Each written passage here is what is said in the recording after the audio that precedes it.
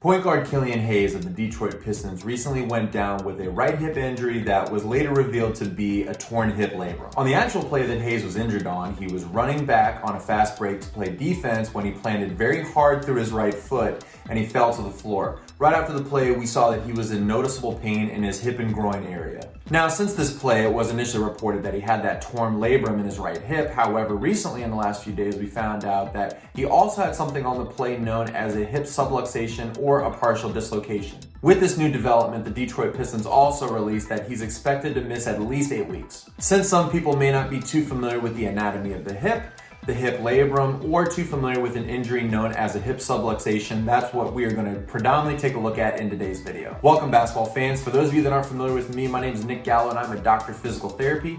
And with today's video, we're going to take a very close look at that right hip injury that Killian Hayes most recently suffered against the Milwaukee Bucks. To start off, we're going to take a look at the actual play that Hayes was injured on so that we get a good visualization for his mechanism of injury. Then I want to go over the anatomy associated with a hip labrum tear and a hip subluxation. And finally, I'll go over what we should expect moving forward with these two injuries. Now, if you like today's video and you find it informative, please hit that thumbs up and subscribe to the channel because I will be making more videos in the future regarding sports injuries, rehabilitation, and other physical therapy related content.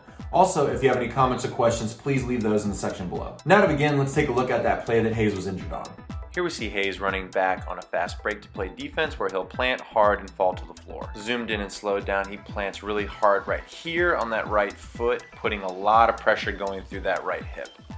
Now the hip is a ball and socket joint with the head of the femur is going to create the ball like this, and the socket is a bone known as the acetabulum. And so both are going to fit just like so in that ball and socket joint. And we can see that here on this model. The ball is of course the head of the femur right here. It creates that nice circular ball head of the femur. And here we have the acetabulum, which is also known as the socket. And so when the joint is actually put together, it goes perfectly together just like that to form that nice stable ball and socket joint. And on this model, we can see that the hip ball and socket joint actually has many different ligaments that contribute to the overall stability of the hip joint. So it's actually a very stable joint in itself in that it has many ligaments that actually hold everything together, and of course tendons and muscles that also do a really good job at overall hip stability. Now of course there is one other structure located in the hip that really contributes to that overall hip stability, and that is of course something known as the labrum.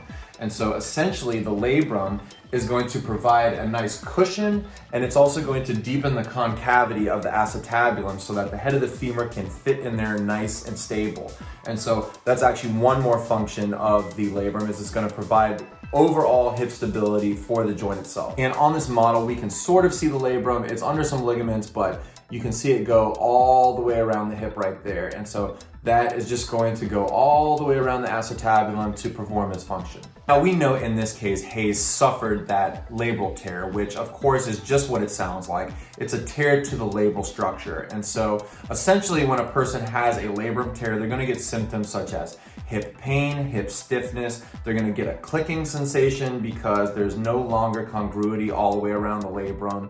And they're also gonna have a lot of pain in weight bearing. Now, hip labral tears can be due to several things. The first is of course degeneration over time. The second one is something known as an FAI, or femoral acetabular impingement, and that is where the bones essentially do not line up correctly on the hip. So over time, it just starts to dig away at that labrum, causing injury. And then finally, of course, is a traumatic injury or an accident. Since we saw Hayes go down with noticeable pain grabbing at that groin and hip region, we can pretty much say that his was due to injury. Now, recently it was revealed that Hayes suffered something also known as a hip subluxation or a partial hip dislocation. And this is, of course, when the head of the femur is going to partially come out of the joint but not come out all the way, hence why it is called a partial hip dislocation.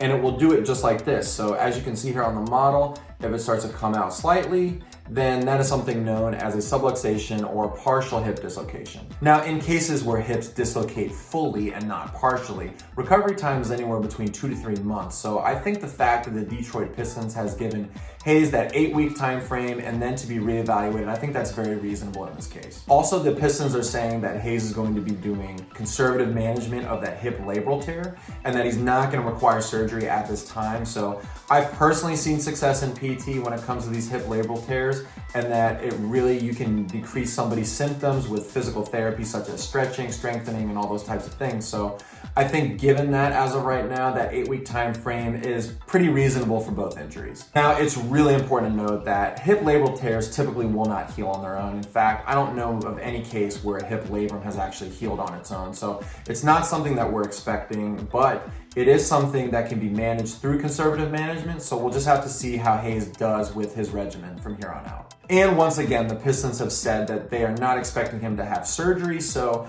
I think the 8-week time frame is very reasonable for him, given that everything goes well in physical therapy.